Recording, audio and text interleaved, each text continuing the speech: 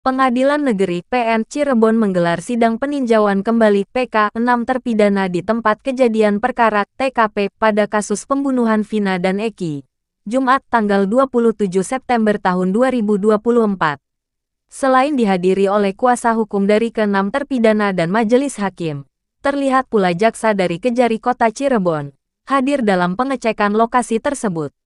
Majelis hakim mengecek seluruh lokasi sesuai dengan dakwaan pada sidang ke-8 terpidana kasus, yakni TKP depan SMPN 11 Cirebon, Warung Bu Nining, TKP Kebun, Warung Madura, hingga ditemukannya jasad Vina dan Eki di flyover Talun. Dalam keterangannya, salah satu kuasa saksi yang kita ajukan yang melihat ada kecelakaan itu banyak. Ya kan?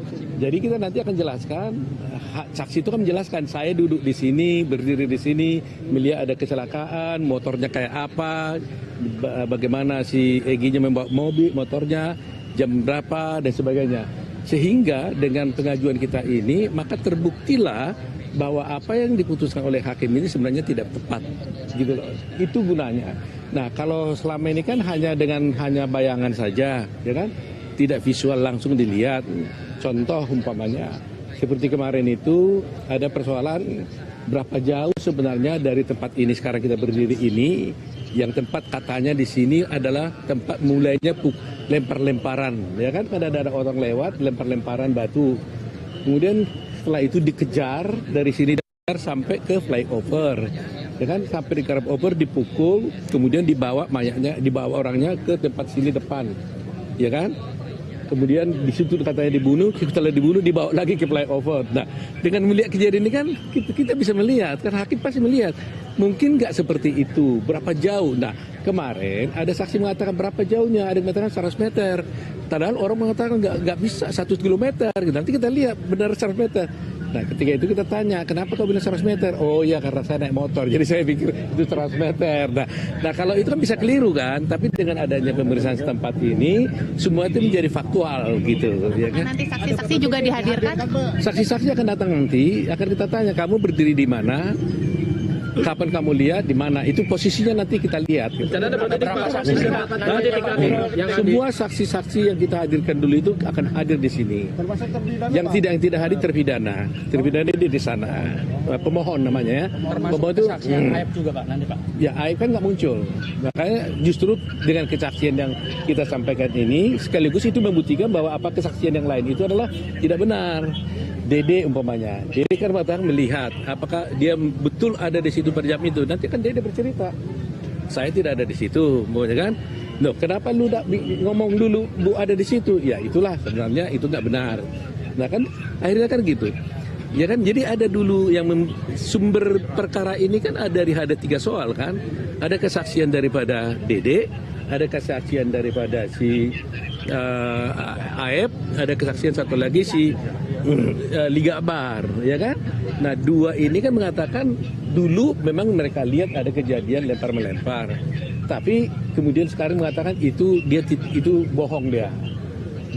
Jadi nanti akan diberi cerita di mana kamu sebenarnya pada waktu itu, ya kan? Nah, sayang Aib nggak muncul.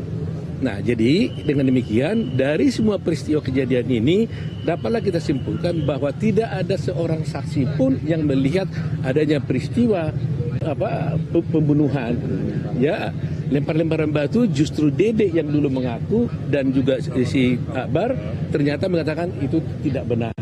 Nah, tetapi sebaliknya yang melihat peristiwa adanya kecelakaan itu banyak sekali. Nah, mereka akan bersaksi nanti kalau di mana kamu pada waktu itu, kenapa bisa kamu lihat, cocok enggak lokasi itu. Jadi kita mau cocokkan yang disampaikan di persidangan ini, cocok enggak dengan fakta yang sebenarnya. Jadi bisa terkonfirmasi gitu kan. Nah, kalau terkonfirmasi kan akhirnya kan bisa hakim teryakinkan gitu. Kami sebagai penasihat hukum, tugas kami kan membuktikan di persidangan dengan tujuan agar hakim bisa melihat fakta-fakta dan teryakinkanlah majelis hakim tentang fakta-fakta yang kami sampaikan itu. Itu tujuan kami. Jadi persidangan ini sebenarnya adalah tujuannya adalah untuk kepentingan hakim di dalam memutus.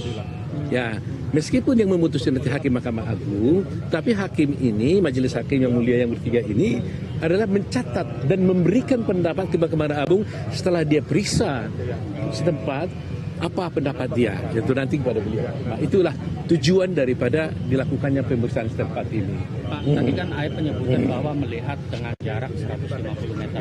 Nah, tanggapan Bapak sendiri seperti apa? Nah, itulah nanti kita lihat. Ya kan, jadi kita lihat nanti betul nggak ada posisi yang dibutuhkan oleh AIP itu. Ya kan? Dede mengatakan juga begitu kan. Nah, betul nggak posisi seperti itu? Nah, kalau dia betul, di mana posisi dia pada waktu itu?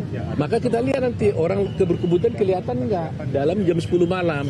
Memang ini tidak bisa persis seperti yang kejadian sebenarnya karena waktu kejadian itu kan itu adalah malam hari yang dituduhkan. Ya kan? Sedangkan ini kita lihat siang hari. Tapi paling tidak dengan melihat situasinya kan bisa kita tahu lah. Udah mulai kita